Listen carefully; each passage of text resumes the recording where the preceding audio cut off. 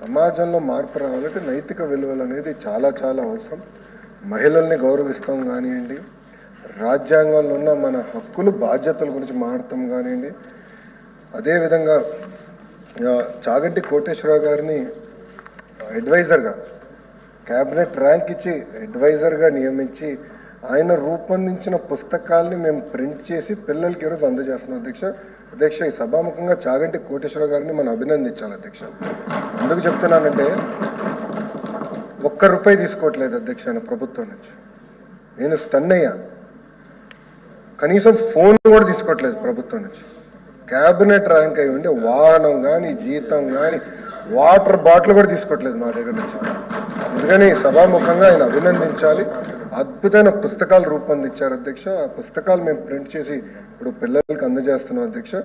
Quality education అనేది ఒక నిర్ణయం తీసుకున్నాం, అందించాలని అధ్యక్ష.